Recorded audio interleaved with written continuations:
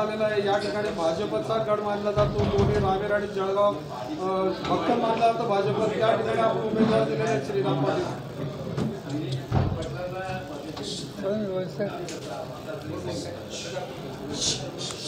कोण बोलताय? भाजपचा गड आहे का नाही मला माहिती नाही।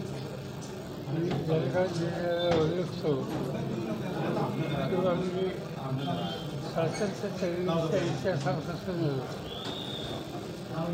या जिल्ह्यामध्ये तुम्ही फ्रेशची आहात का? हो हेच आहात बाहेर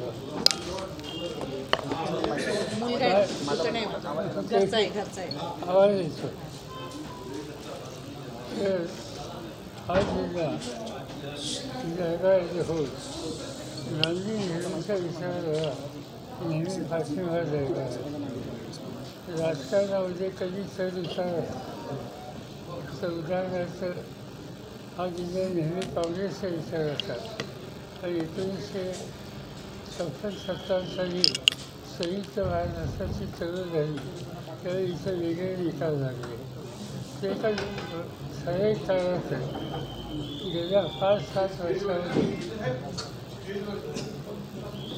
दुसरी एक गोष्ट आहे की गेल्या 5-7 वर्षामध्ये विशेषतः भाजपचं राज्य आल्याच्या नंतर काही जिल्ह्यात बदल झालेच नाही असं नाही, पण ही जी माहिती आमच्याकडे आहे ती माहिती निश्चितपणानं राष्ट्रवादी काँग्रेस असो, उद्धव ठाकरेंच्या नेतृत्वाचा पक्ष असो किंवा काँग्रेस पक्ष असो, त्याला अंतिम अशा प्रकारचं वातावरण या मतदारसंघात आहे।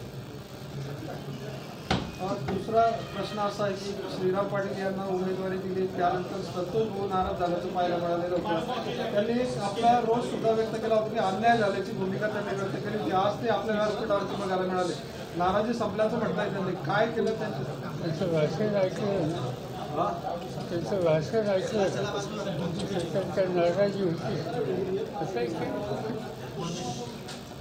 लोकांचे अपेक्षा असतात। अनेक वर्ष संघटनेचे काम करतात, त्यांच्या अपेक्षा असतात, त्याच्यात काही चुकीचं नाही।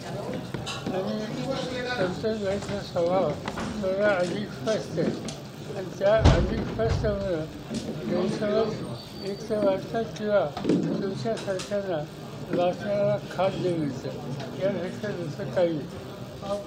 भाजपचे जे मंत्री आहेत गिरीश महाजन ते म्हणत आहेत की 5 लाख मतांनी आमचे दोघे उमेदवार निवडून येतील अशी गॅरंटी ते देत आहेत। तुम्ही कसं बघता त्यांची या गॅरंटीकडे? मला एक्झॅक्टली या जिल्ह्यात एकंदर मतदारांची संख्या माहिती नाही किती आहे।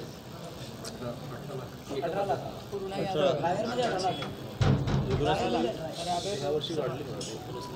दोन्ही मतदारसंघ काही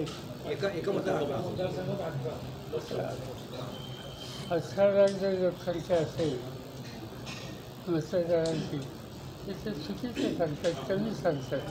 म्हणजे 18 लाखाच्या फरसानेच यायला पाहिजे। तुम्हाला काय वाटतं आपला उमेदवार किती मतांनी निवडून येईल?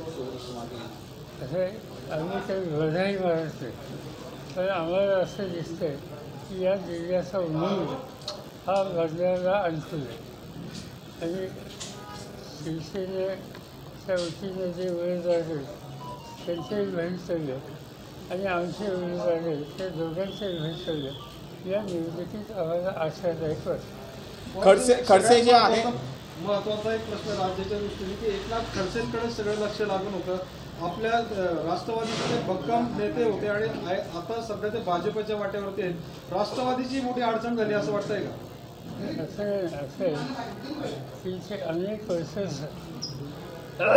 सार्वजनिक जीवनात काम करणारे एक नेते या जिल्ह्याचं वास्तव्य त्याच्यामुळे साहजिकच असा एक प्रकारे तिच्या अडचणीत आहे असं कळल्याच्या नंतर आम्ही जे सुद्धा होतो राजकारणात यश अपयश निवडणूक या सगळ्या गोष्टी वेगळ्या आणि सत्तेचा गैरवापर करून व्यक्तिगत हल्ले एखाद्या व्यक्तीवर करण्याच्या संबंधीची भूमिका यापूर्वी महाराष्ट्रात एवढी नेमकीची हल्ली सुरू आणि त्याच्यातून अनेकांना यातना सहन करायला लागतात. कदाचित ही अवस्था खडसे साहेबांच्या सुद्धा असण्याची शक्यता नाकारली आणि त्यामुळे त्यांना काही निकाल घ्यावे लागले तर ते निकाल एका विशिष्ट परिस्थितीत नाईलाजाने घेण्याची वेळ आली असावी असा माझा समज. खडसे साहेबांचा आपल्याकडे राजीनामा आला आहे. आज अजित पवारांनी बारामतीच्या खडसे साहेबांचा आपल्याकडे राजीनामा आला आहे. मला माहीत नाही. जयसाव फासलांना विचारावं लागेल. मी काही संघटनेचं काम बघत नाही. अजित पवारांनी उणीव भासेल का आपल्याला? उणीव भासेल का या निवडणुकीत? खडसे साहेबांची उणीव भासेल का आपल्याला? असं की जे या भागामध्ये लोकांच्या प्रभावीपणानं काम करण्याचा त्यांचा लौकिक आहे त्या मालिकेमध्ये ते होते. पण ते नसते तरी सुद्धा सुदैवाने काँग्रेस पक्ष असेल, राष्ट्रवादी काँग्रेस पक्ष असेल किंवा उद्धव ठाकरेंच्या नेतृत्वाची शिवसेना असेल, या सगळ्याच्यामध्ये जबरदस्त मेहनत करणारे कार्यकर्ते आज ठिकठिकाणी आहेत आणि त्यावरच्या सगळ्यांच्या सामूहिक प्रयत्नांना कुणाची उदय आम्ही भरून काढू शकतो हे सध्या माझ्यावर शंका नाही. विरोधकांचा या निवडणुकीमध्ये पूर्ण सुपडा साफ होईल असं गिरीश महाजन म्हणतायत. महाजन काय बोलतात आणि काय करतात त्याच्यावर मी काही भाष्य करू इच्छित नाही. त्याच्यात फार अडचणीच राहतील ते म्हणून मी काय याच्यावर जास्त भाष्य करू शकत नाही आणि व्यक्तिगत कोणाच्या संबंधीची मला उत्तरं देखील नाही तुमच्यासाठी. आपण या सभेत मोदींवरती जोरात टीका केल्याचं पाहायला मिळालेलं आहे. काय सांगायचं?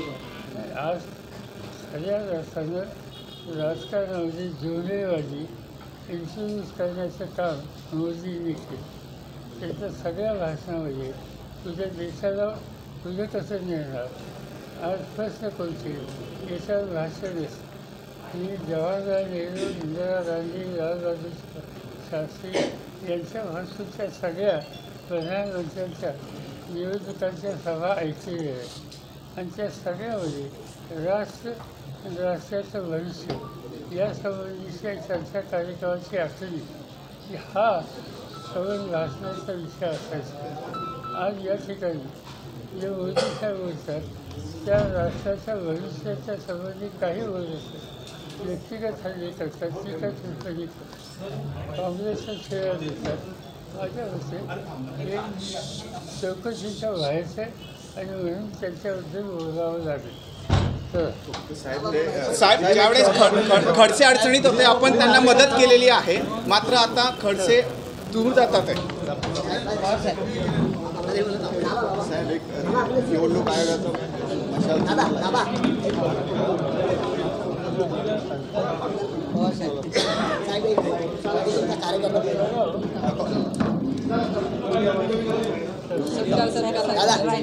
घरातला सरकार राहिला फक्त एक 5 मिनिट सरकार राहिला. धन्यवाद. असेल तर झालं ना मीडिया.